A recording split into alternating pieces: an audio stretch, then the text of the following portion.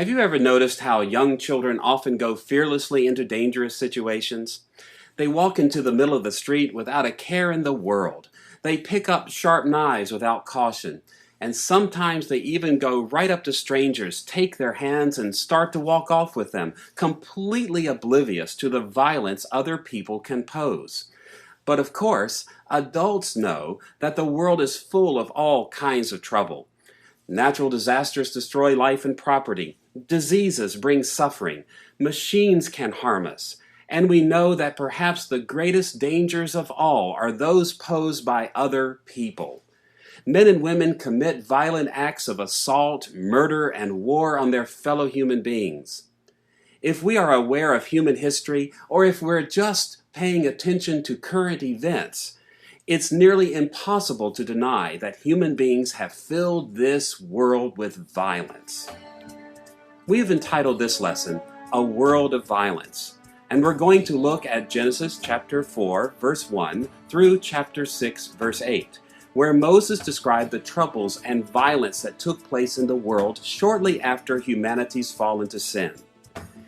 In these chapters, Moses described how human beings began to fill the world with violence and how God reacted to those troubles. We will examine three aspects of this portion of Genesis. First, we will look at the literary structure of this material. Second, we will focus on the original meaning of these chapters. And third, we will explore how the New Testament teaches us to apply these passages in our own day. Let's look first at the literary structure of Genesis chapter 4, verse 1 through chapter 6, verse 8. These chapters in Genesis touch on a number of different topics and include both narratives and genealogies. Now, these complexities often leave us with the impression that these chapters don't fit together very well. But when we examine this portion of Genesis more closely, we'll see that it is a carefully crafted literary work with a unified purpose. As we look at Genesis chapter 4, verse 1 through chapter 6, verse 8, we will see that this portion of Genesis divides into two main sections. The first section consists of chapter 4, verse 1 through chapter 5, verse 32, and we have entitled it, Early Violence and Hope. The second section consists of chapter 6, verses 1 through 8, and we have called it Later Violence and Hope. The early scenario of violence and hope of deliverance in Genesis chapters 4 and 5 divides into four parts, and these parts form two parallel sets of narratives and genealogies. Chapter 4, verses 1 through 16 form a narrative which parallels a second narrative in chapter 4, verses 25 through 26.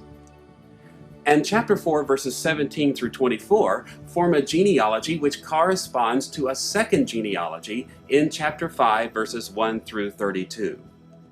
We will examine these materials by exploring some of the relationships between the corresponding narratives, and then we'll give attention to the parallels between the two genealogies. In the first place, Moses began by writing a story about sinful Cain in chapter 4, verses 1 through 16. This passage is the well-known record of the time when Cain broke into a fit of jealous rage and murdered his brother Abel. When we look more closely at this passage, it becomes apparent that it divides into 5 dramatic steps. The story begins with Cain and Abel living together harmoniously in verses 1 through 2a. Even so, when we turn to the end of the narrative in verse 16, we find a different circumstance. Cain is alone, banished from the good land, from his family, and from God's special presence. The second step of the story, found in verses 2b through 7, touches on the events that led Cain to murder Abel. Specifically, the distinction between the sacrifices each offered to God. Put simply, God was pleased with Abel's sacrifice, but he rejected Cain's sacrifice. God also warned Cain about the power of sin seeking to master him, but Cain paid no attention. The third section of this narrative, verse 8, forms the turning point of this story. In this section, Cain murdered his brother Abel. Cain and Abel went away from the place of sacrifice into a field, And there, just as God had warned, sin mastered Cain and turned him into the first murderer in human history. The fourth section of this narrative appears in verses 9 through 15 and describes the curse and protection God gave to Cain. God placed a curse on Cain by banishing him to wander far from the land of Eden, but he also protected him from being attacked by other people. So we see that Genesis chapters 4 through 5 begin with the story of Cain's terrible sin. He was so corrupted by sin that he actually murdered his righteous brother Abel. And as a result, he was destined to live far from the place of God's blessing. Now that we have seen the structure of the opening narrative of Genesis 4 through 5, we should turn to the second narrative which appears in these chapters, the corresponding account in chapter 4, verses 25 and 26. This passage turns attention away from sinful Cain to Adam's third son, righteous Seth. The report of righteous Seth divides into three short steps. First, in chapter 4, verse 25, Eve gives birth to Seth. The second step in this report appears in 4:26a, where Moses noted that Seth also had a son, Enosh. Nothing much is made of this event, but Moses followed his report of Enosh's birth with a third step in 4:26b, where he added a telling comment on the spiritual character of this family. In 4:26b, Moses wrote these words, "At that time, men began to call on the name of the Lord." Put simply, Seth and Enosh were men who called out to God in prayer. In contrast with sinful Cain, these men were righteous before God, and they demonstrated this righteousness through faithful worship and prayer. With the basic contrast of these parallel narratives in mind, we should now turn to the parallel genealogies in chapters 4 and 5. The genealogies of Genesis 4 and 5 often seem to be little more than obscure records of biological descent, and for this reason, many interpreters overlook their importance. Yet a closer look at the genealogies reveals that they contain vital information that served Moses' purposes in writing this portion of his primeval history. On the one hand, the first genealogy records Cain's sinful lineage in chapter 4, verses 17 through 24. In these verses, Moses listed a number of Cain's descendants and reflected on how sin had turned this family into a proud, boastful, and threatening clan. The second genealogy consists of Seth's righteous lineage in chapter 5, verses 1 through 32. In this passage, Moses recorded a number of important names in Seth's family. Yet, in contrast with the line of Cain, this family continued to be righteous and faithful. One of the ways we can see this intention is to notice the way Moses included two names in both lists. Both Cain's genealogy and the lineage of Seth contain the names Enoch and Lamech, and Moses explicitly contrasted these men with each other. Consider first what Moses said about the two men named Enoch. On the one side, in Genesis chapter 4, verse 17, we read these words about Cain's descendant Enoch. Cain was then building a city, and he named it after his son Enoch. Cain and his son Enoch exalted themselves in great pride by naming the city after Enoch. We can see the significance of this comment when we notice what Moses wrote about the Enoch of Seth's line. In chapter 5, verse 24, Moses commented on Seth's Enoch in this way: Enoch walked with God. Then he was no more because God took him away. It would be hard to imagine a more striking contrast between two men than we find here between the sinful Enoch and the righteous Enoch. In addition to the contrast set up between the two men named Enoch, Moses also mentioned a Lamech in Cain's line and a Lamech in Seth's line. Once again, strong contrasts stand out between these two men. On the one hand, Cain's Lamech was a horrible figure. Genesis chapter 4, verses 23 through 24 report that Lamech was a murderer and took great pride in his murderous exploits.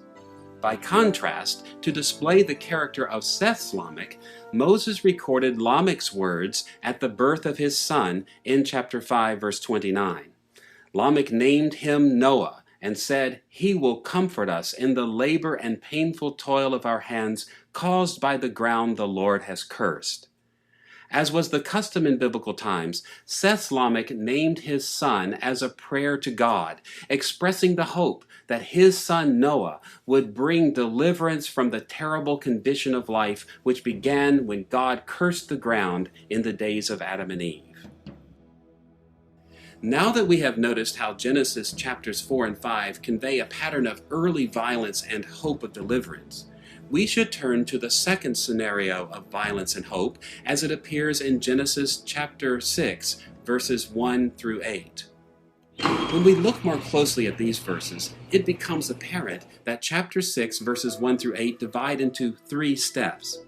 First, verses 1 through 3 concern characters known as the sons of God.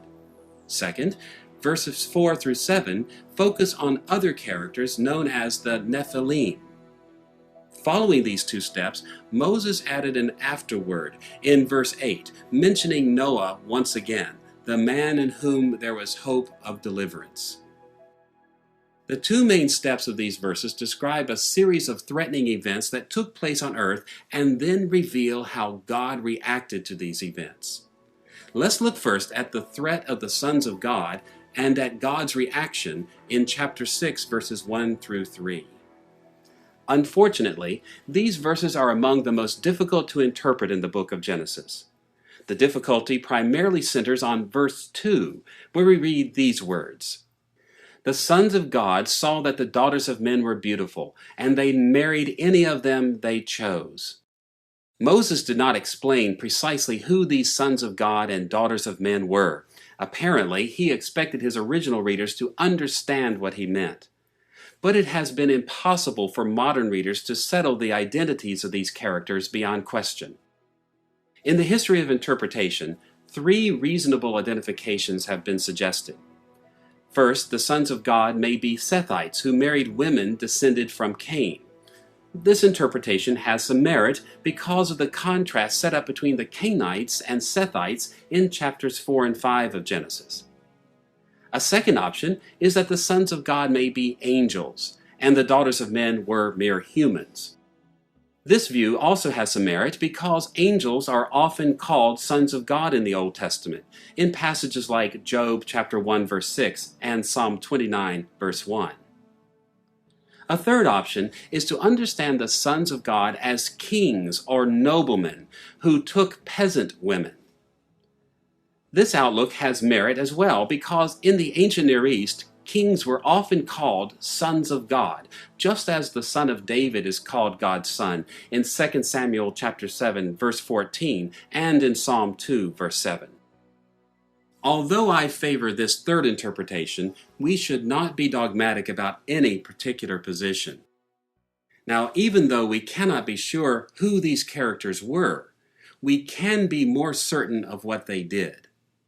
You will recall that in Genesis chapter 6 verse 2, we read that the sons of God married any of the daughters of men they chose. This is not ordinary language in the Old Testament for legitimate marriage, and it strongly suggests that neither the women nor their families consented to these relationships. Rather, the sons of God, who may have been powerful noblemen, forcefully took women without their consent. The language here may even mean that the sons of God actually raped these women at will. In all events, the violence exemplified earlier in the exploits of Cain and his descendants reached another area of life, the violation of women. After Moses described a threat of the sons of God, he turned to his main concern, God's reaction to these events. We read these words in Genesis chapter 6, verse 3. My spirit will not contend with man forever, for he is mortal. His days will be 120 years. God grew tired of the ways sin continued to bring violence to the human race and declared that he would not tolerate this corruption forever. Nevertheless, God graciously determined to allow humanity another 120 years before executing his judgment. A second set of actions on earth and divine reaction appears in Genesis chapter 6, verses 4 through 7, the account of the Nephilim. In verse 4, we first read about another threatening circumstance that developed. The Nephilim were on the earth in those days, and also afterward, when the sons of God went to the daughters of men and had children by them. They were the heroes of old, men of renown. Now, some older Bibles simply follow the Septuagint and translate the Hebrew word Nephilim as giants. But this translation is unfortunate because it does not convey the connotations of the word. Scholarly opinion is divided over the precise meaning of the term, but it is most likely that it refers to strong warriors or warlords. In this passage, Moses specifically described these Nephilim as heroes of old, men of renown. The term heroes, or ha-giborim in Hebrew, denotes warriors or powerful soldiers. In this context, the military notoriety of the Nephilim should be taken negatively. These men were known for their exploitative warfare and violence as they inflicted terror on those around them. The violence that began when Cain killed his brother Abel and continued in Cain's descendant Lamech had now reached even greater proportions as the Nephilim soldiers threatened violence at every turn. As we read in verse 5, the Lord saw how great man's wickedness on the earth had become, and that every inclination of the thoughts of his heart was only evil all the time.